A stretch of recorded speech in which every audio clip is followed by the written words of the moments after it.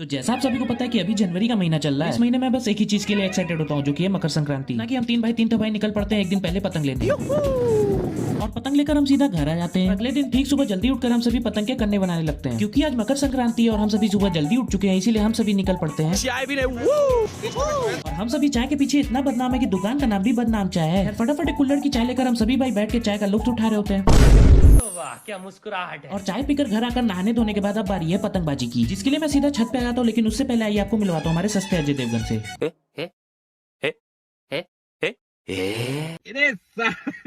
और छत पे आते ही हमारी पतंगे भी उड़ान भरने के लिए रेडी थी। आसमान भी पतंगों से भरा पड़ा था और हमारे सारे पतंगबाज भी बिल्कुल तैयार थे। अब क्योंकि मेरे लिए पतंग उड़ाने के लिए जगह नहीं थी, इसलिए मैं कमेंट्री करने लगता हूँ।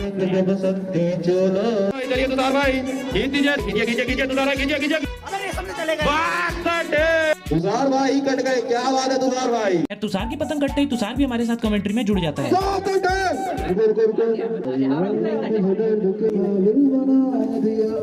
और हमारी कमेंट्री तो चलती रहेगी, लेकिन अब आइए आपको मिलवाते हैं हमारे पतंगबाजों से। इसमें सबसे पहले आते हैं हमारे छोटू भाई, जो कि बैठ के ही पतंग उड़ा रहे थे। और वहीं दूसरी ओर सोबित भी अपनी पतंगबाजी दिखा रहा था, जिसमें सोबित की पतंग तो आसमान छू रही थी, लेकिन हमें बिल्कुल उम्मीद था कि सोबित की पतंग कटेगी, इसलिए हम सभी उसे मोटिवेट करने लगते हैं। लेकिन सोबित हमें गलत प्रूफ कर देता है, क्योंकि वो पतंग काट देता है। क्या बात है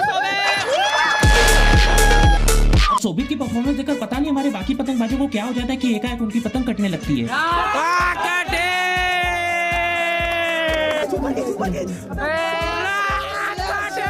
खैर हमारे पतंगबाजों का हौसला न टूटे, इसलिए मैं पतंग उड़ाता हूँ। और झटपट करना बनाने के बाद हमारी पतंग आसमान को छू लेती है। आसमान छूने के बाद अब बारी है बाकी लोग के पतंग को काटने की।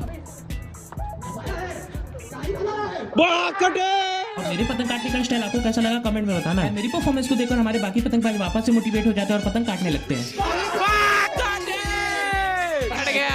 और थोड़ी बहुत पतंगबाजी करने के बाद मैं फिर से कमेंट्री करने लगा। तभी एंट्री हो जाती है हमारे अंकल जी की, कि पतंग अगर आसमान में चली जाए तो सामने वाले पतंग का हो जाता है।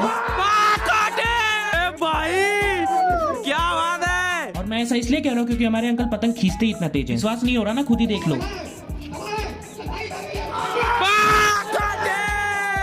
और अंकल की पतंगबाजी देखते देखते हमें शाम हो जाती है। हमारा भाग कटे का नारा अभी भी नहीं रुक रहा था।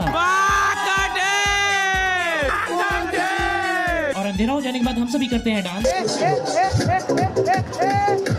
बाकी आपको वीडियो अच्छी लगी हो तो सब्सक्राइब कर देना।